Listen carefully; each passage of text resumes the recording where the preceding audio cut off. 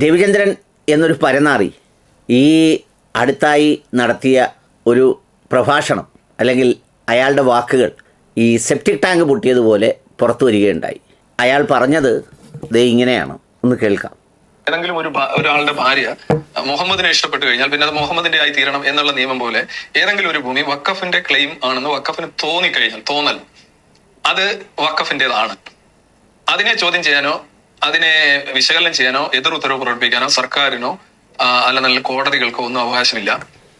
അപ്പൊ വഖഫിന്റേതാണ്. നിങ്ങൾ താമസിക്കുന്ന ഭൂമി അപ്പൊ നിങ്ങളുടെ 3 തലമുറ 4 തലമുറ കഴിഞ്ഞിട്ട് നിങ്ങൾ ഇങ്ങനെ താമസിക്കുന്ന ഒരു വീടിന്റെയൊക്കെ പറയാൻ ഇത് വഖഫ് വന്നിട്ട് നിങ്ങൾക്ക് നോട്ടീസ് അയക്കുകയാണ്, ഇത് വഖഫിന്റേതാണ് എന്ന് പറഞ്ഞു കഴിഞ്ഞാൽ നിങ്ങൾ എവിടെയാണ് പോകേണ്ടത്? ഇതാണ് രവിചന്ദ്രൻ്റെ വാക്കുകൾ. ഇവനെയാണ് ശാസ്ത്രാടിസ്ഥാനത്തിലും വസ്തുതകൾ നോക്കിയും ഒക്കെ മാത്രം സംസാരിക്കുന്നവൻ എന്ന് കുറേ ആളുകൾ വിശ്വസിക്കുന്നത്.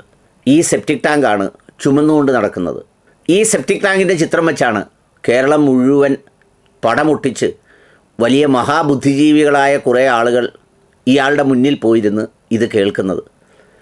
ഇയാളെ സംബന്ധിച്ചിടത്തോളം ഇയാൾക്ക് സാമാന്യ വിവരമില്ലെന്ന് മാത്രമല്ല, ഈ മനസ്സ് നിറയെ അയാളൊരു ഈ വിദ്വേഷവും വെറുപ്പും മാത്രം കാശിന് വിൽപ്പനയ്ക്ക് വെച്ചിരിക്കുന്ന ഒരു ജന്തു കൂടിയാണ്. എൻ്റെ രവിചന്ദ്രൻ പെറ്റു വളർത്തുന്ന മക്കൾ നാളെ ഒരു അയലത്തുകാരൻ വന്ന് എൻ്റേതാണ് എന്നാവശ്യപ്പെട്ട രവിചന്ദ്രൻ കൊടുക്കുമോ? അങ്ങനെ അംഗീകരിക്കാൻ പറ്റുമോ? അങ്ങനെ ഒരു സാമാന്യ നീതി ഉണ്ടോ? അങ്ങനെ ഒരു നിയമമുണ്ടോ? അങ്ങനെ ഒരു അവകാശവാദമുണ്ടോ?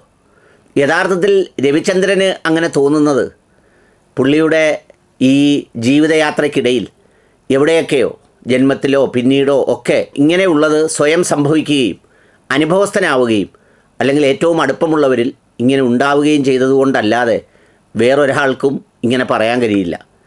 അങ്ങനെ ഒരാളും ഒരാളിൻ്റെ മേലും അവകാശവാദം ഉന്നയിച്ച് ഒരു രേഖയുടെ പിൻബലവുമില്ലാതെ ഒരു സംഗതിയുമില്ലാതെ ആർക്കും വരാനും കഴിയില്ല.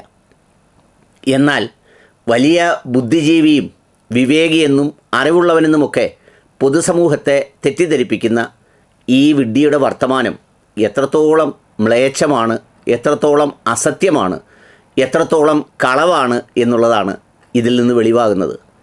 ഇയാളിത് മാത്രമല്ല, ഇതുപോലെ പലതും ഇയാൾക്കുള്ള ഇസ്ലാം വിരോധം കൊണ്ട് ഗൂഗിളിൽ നോക്കിയും അല്ലെങ്കിൽ അതുപോലെയുള്ള സംഗതികൾ നോക്കിയുമൊക്കെ വിളമ്പിയിട്ടുണ്ട്. കുറച്ച് നാളുകൾക്ക് മുമ്പ് ഇയാൾ പലരെയും കുറിച്ചും പല ചരിത്ര സംഭവങ്ങളെക്കുറിച്ചും പല ശാസ്ത്രങ്ങളെക്കുറിച്ചുമൊക്കെ ഇങ്ങനെയാണ് സംസാരിക്കുന്നത്.